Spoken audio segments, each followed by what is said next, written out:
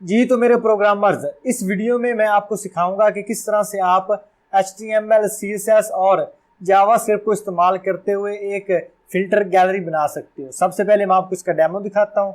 ये आपके पास एक फिल्टर गैलरी आ रही है, इसमें आपके पास ऑल ऑप्शन है, नेचर है, कोडिंग, HTML, CSS। आप इनमें से किसी भी मेन्यू के ऊपर क्लिक करोगे तो वो वाली आइटम आपके पास फिल्टर हो जाएगी। मैंने ये जस्ट लगाया हुआ है एक सिंपल डिव के ऊपर। आप इसमें इमेजेस लगा सकते हो, किसी पोस्ट के ऊपर लगा सकते हो, आपके ऊपर प्रोडक्ट डिजाइन करते हो ई कॉमर्स वेबसाइट के अंदर, तो आप उसके ऊपर भी ये फिल्टर गैलरी सेम तरीके के साथ लगा सकते हो। मैं आपको इसका इंतहाई सिंपल वे बताऊंगा किस तरह से आप एक उसकी पेरेंट डिव है उसको आप फिल्टर कर सकते हो। उसके अंदर आप जो मर्जी फिर डिजाइन क्रिएट कर लो, उसके अंदर आप इमेजेस लगा लो, उसके अंदर आप कोई प्रोडक्ट लगा लो, उसके अंदर आप किसी किस्म की कोई पोस्ट लगा लेते हो। जो भी डाटा आप उसके अंदर दोगे वो डाटा आपका फिल्टर हो जाएगा। मैंने इसको हॉरिजॉन्टली नेविगेशन बार रखा है, इसको आप वर्टिकली करो, आप इसको राउंडेड करो, जिस भी स्टाइल में करना चाहो। फंक्शनैलिटी आपको समझ आ जाएगी कि किस तरह से हम एक्चुअल में फिल्टर मेथड लगाते हैं। उसके बाद आप इस फिल्टर मेथड को जिस तरह से मर्जी इस्तेमाल करना चाहो किसी भी प्रोजेक्ट के ऊपर आप आसानी से कर सकोगे। So let's start.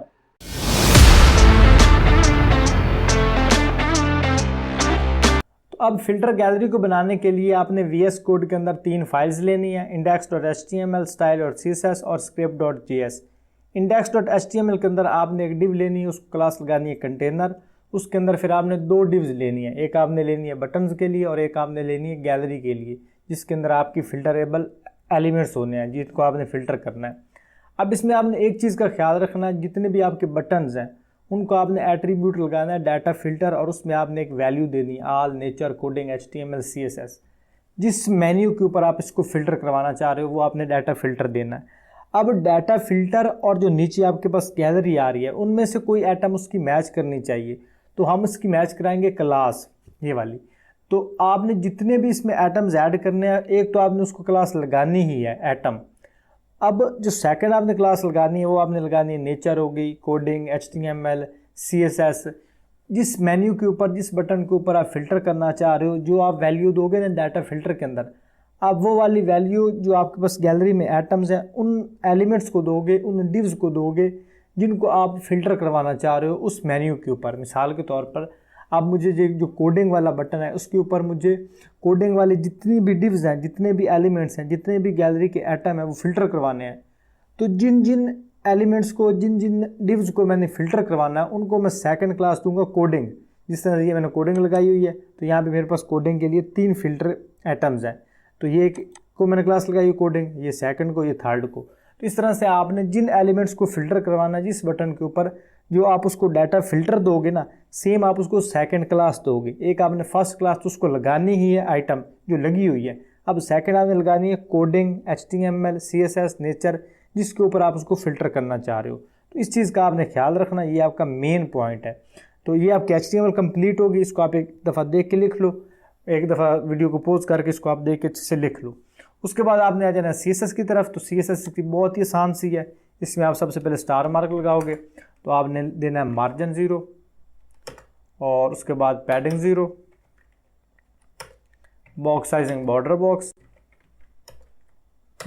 और उसके बाद आपने इसको लिस्ट स्टाइल, बल्कि लिस्ट स्टाइल ना भी लगाओ तो कोई मसला नहीं, लेकिन आप इसको लगा दो एक दफ़ा।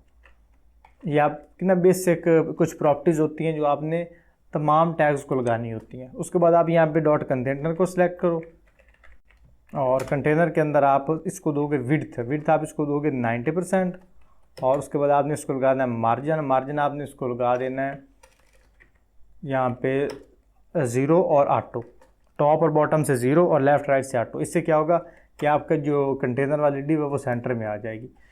उसके बाद आपने फ़िल्टर बटन को यहाँ पे स्टाइल करना है, तो यहाँ पे जो फ़िल्टर बटन्स है ये आपके पास ID भी है, ये आपके पास सेम क्लास भी है।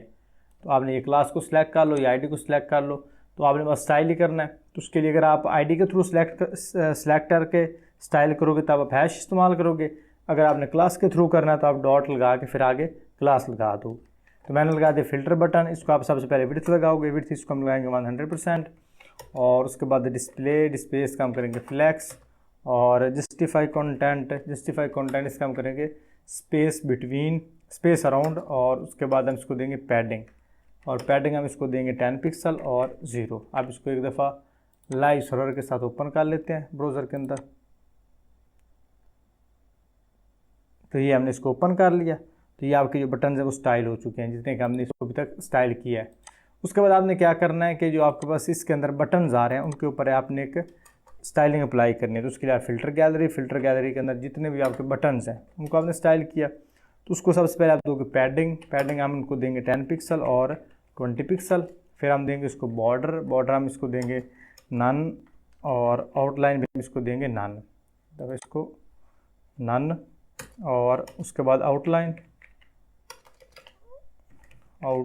तो आउटलाइन भी इसको हम देंगे नन।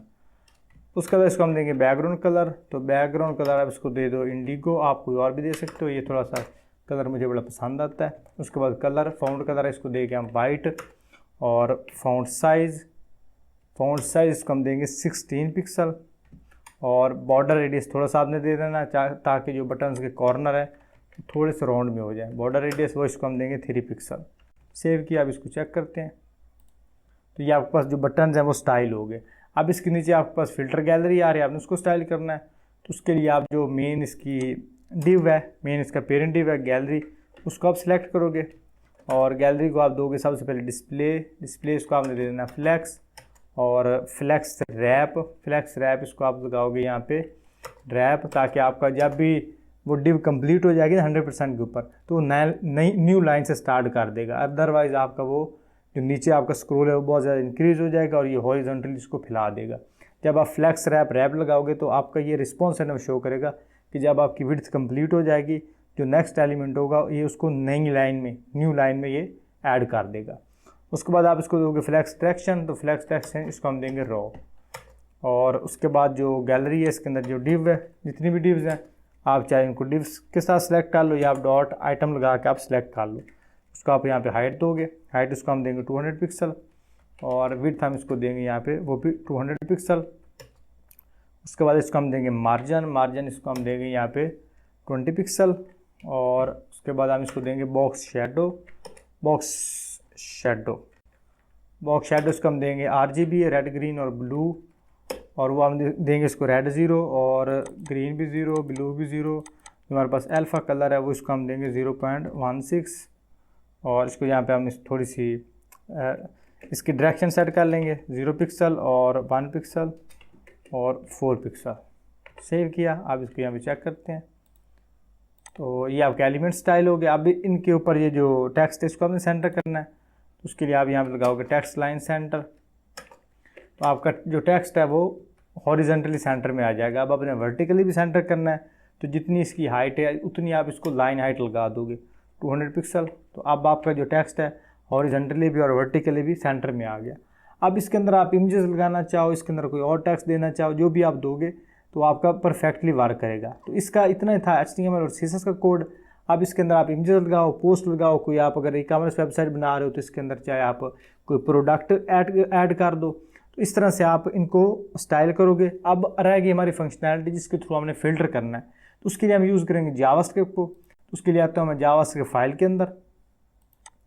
अब जावास्क्रिप्ट फाइल के अंदर सबसे पहले आपके जो आइटम्स हैं वो आपकी फ़िल्टर हो रही हैं डायरेक्टली, मतलब किसी के ऊपर हमने इवेंट नहीं लगाया हुआ। इवेंट हमने लगाया हुआ इन तमाम के ऊपर, जितने भी इसके ऊपर हैं इन तमाम के ऊपर। तो उसके लिए हम ना एक फंक्शन इस्तेमाल करेंगे कि एक हम इवेंट लगाएंगे डॉम कंटेंट लोडर। उससे क्या होगा कि आपका जो पूरा पेज है, पूरी डिव है, उसके ऊपर ये इवेंट लग जाएगा। तो उसके लिए हम यहाँ पे यूज़ करेंगे document dot add event listener event listener हम लगाएंगे DOM content loaded, document object model content loaded. जब भी आपका जो कंटेंट है वेबसाइट का लोड होगा उसके बाद आपके ऊपर ये एक फंक्शन जो है वो लगा दिया जाएगा। आप उस फंक्शन के अंदर आप अलर्ट लगाओगे तो इसका मतलब ये होता है कि जब भी आपका पेज रन होगा तो साथ ही आपके ऊपर ये फंक्शनैलिटी अप्लाई हो जाएगी। अब जैसे फंक्शन हमारा रन हुआ साथ ही हमने यहाँ पे अलर्ट बॉक्स शो करवा दिया। अब इंस्टेड ऑफ अलर्ट बॉक्स हम यहाँ पे जो फ़िल्टर बटन्स हैं और गैलरी आइटम्स हैं उनको वेरिएबल के अंदर स्टोर करवाएंगे। तो यहाँ पे मैं कांस्टेंट लूँगा और कांस्टेंट के अंदर मैं लूँगा यहाँ पे फ़िल्टर बटन्स। इसको हम इक्वल करेंगे डॉक्यूमेंट डॉट क्वेरी सिलेक्टर और यहाँ पे हम करेंगे क्वेरी सिलेक्टर आल। आल क्यों करेंगे? क्योंकि जितने भी यहाँ पे हमारे पास बटन लगे हुए हैं, क्योंकि वैसे तो अगर फिल्टर बटन का देखें तो एक ही हमारे पास कांस्टेंट बनती है, लेकिन इसके अंदर जो बटन हैं वो ज़्यादा हैं। जिस तरह से अगर आपको HTML कोड दिखाऊं तो ये आपके पास डाटा फिल्टर के अंदर बटन कितने 1 2 3 4 5 आ रहे हैं। तो उन 5 को सिलेक्ट करने के लिए हम यहाँ पे क्वेरी सिलेक्टर आल का इस्तेमाल करेंगे। अगर हमने सिंगल एलिमेंट को सिलेक्ट करना हो तो अब हम इस्तेमाल करते हैं जस्ट क्वेरी सिलेक्टर। अब इसके अंदर हम सबसे पहले फिल्टर ID को पास करेंगे, ये वाली इसके अंदर हम ID को लगाने के लिए हम हैश का इस्तेमाल करते हैं। अब जिस तरह से सेम आप CSS में सिलेक्टर का इस्तेमाल करते हो ना, क्वेरी सिलेक्टर और क्वेरी सिलेक्टर आल में आप सेम उस तरह से सिलेक्ट करते हो। अब इसके अंदर जितने भी बटन्स हैं उनको मैंने सिलेक्ट कर लिया। अब उसी तरह से आपका जो गैलरी है, तो गैलरी के लिए भी आप सेम जो इस्तेमाल करोगे कांस्टेंट और गैलरी आइटम। इसको यहाँ थोड़ा सा क्लोज कर देता हूँ टैब को यहाँ पे, ताकि आपको सारा जो कोड है वो अच्छे से नज़र आए। और इसमें भी हम सेम यूज़ करेंगे document dot query selector all, और ऑल के अंदर आप सबसे पहले जो इसकी गैलरी है उसको सिलेक्ट करोगे। तो यहाँ पे मैंने गैलरी को सिलेक्ट किया और गैलरी के अंदर जितनी भी आइटम्स लगी हुई उनको सिलेक्ट कर लिया। आप यहाँ पे डिव को भी सिलेक्ट कर सकते हो। मैंने चूँकि हर को अलग से क्लास लगाई हुई आइटम, तो मैंने उसको सिलेक्ट कर लिया।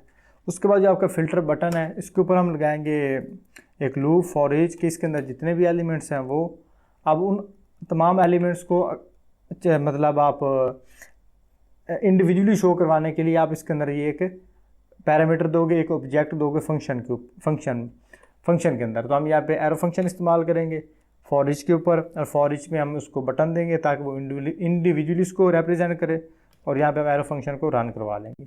अब इसका मतलब है कि जब भी फिल्टर बटन है उसके ऊपर जितने भी उसके अंदर जितने भी बटन्स लगे हुए हैं ना, उसके ऊपर ये फंक्शनैलिटी अप्लाई होगी, जिसमें हम बटन के ऊपर इवेंट लगाएंगे, बटन डॉट और ऐड इवेंट लिस्नर, और इवेंट लिस्नर हम लगाएंगे यहाँ पे क्लिक लगा दिया, और यहाँ पे हम इसको लेंगे फंक्शन, यहाँ पे इसको हम फंक्शन लगाएंगे। अब सिंपली इसका मतलब ये है कि जितने भी एलिमेंट्स लगे हुए हैं, जितने भी आपके पास बटन्स हैं, उन सब के ऊपर आप ये इवेंट लगा दो, और इवेंट के ऊपर एक दफ़ा अलर्ट लगा के मैं आपको चेक करवाता हूँ। अब इसके ऊपर किसी के ऊपर मैं क्लिक करूँगा तो मेरे पास अलर्ट बॉक्स शो होगा, क्योंकि हमने फॉर ईच इस्तेमाल करते हुए जितने भी इसके अंदर चाइल्ड एलिमेंट्स थे उन सब के ऊपर हमने ये फंक्शन लगा दिया।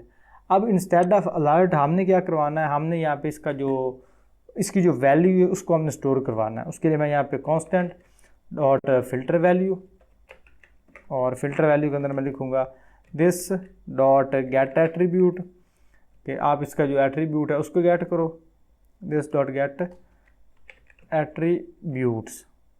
एट्रीब्यूट, और कौन सा इसका एट्रीब्यूट आप सिलेक्ट करो, वो आप इसका करो डाटा फिल्टर वाला। ये जो आपने यहाँ पे इसको एट्रीब्यूट लगाया हुआ है ना डाटा फिल्टर, आप इसको यहाँ से कॉपी करो और यहाँ पे लगा दिया। अब इस फिल्टर वैल्यू के अंदर हमने इसके जो डाटा फिल्टर है उसको स्टोर करवा दिया। अब ऑटोमेटिकली उसके अंदर जो वैल्यू है वो भी इसके अंदर स्टोर हो जाएगी। उसके बाद जो आपके पास गैलरी आइटम्स है वो हम करेंगे gallery items dot for each, उनके ऊपर भी जितने भी एलिमेंट्स हैं हर एक के ऊपर उसको भी हम इंडिविजुअली शो करवाने के लिए जिस तरह फॉर ईच में यूज़ करते हो आइटम एरो फंक्शन लगा के हम उसको लगाएंगे, और उसके अंदर हम एक कंडीशन लगाएंगे इफ़ फिल्टर वैल्यू, कि आपकी जो फिल्टर वैल्यू है वो अगर आपकी इक्वल होती आल के, जिस तरह से हमने आल लगाया हुआ है ऑटोमेटिकली, और या आपकी जो आइटम है वो डॉट क्लास लिस्ट, जितने भी आपके आइटम्स हैं फिल्टर गैलरी के अंदर जितने भी आपके आइटम्स लगे हुए हैं और उनके ऊपर इंडिविजुअली जो क्लासेस लगी हुई हैं, एक तो उनके ऊपर क्लास आइटम लगी हुई है ना, एक हमने सेकंड उनको क्लास दी हुई है, वो वाले हमने इसके अंदर हम ले रहे हैं आइटम डॉट क्लास लिस्ट, और क्लास लिस्ट के अंदर आप लोगे कंटेन के अंदर उसके अंदर जितनी भी क्लासेस लगी हुई हैं अगर उन क्लासेस में आती है हमारे पास एक और क्लास कौन सी जो हम इसमें देंगे फिल्टर वैल्यू के अंदर। आप फिल्टर वैल्यू के अंदर आप क्या करोगे,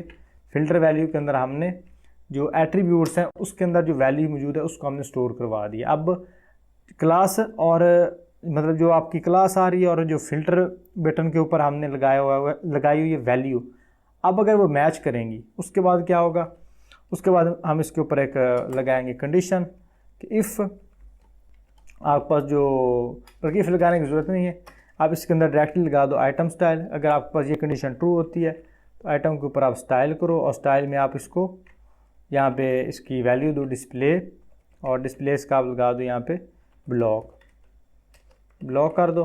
अगर आपके पास ये कंडीशन ट्रू नहीं होती देन क्या करो, या आपके पास ये जो एलिमेंट्स हैं जिनकी क्लास और डाटा फिल्टर मैच कर रहा है उनको तो आप डिस्प्ले उसका ब्लैक कर दो, अदरवाइज़ बाकी जितने भी हैं उनका डिस्प्ले आप कर दो नन।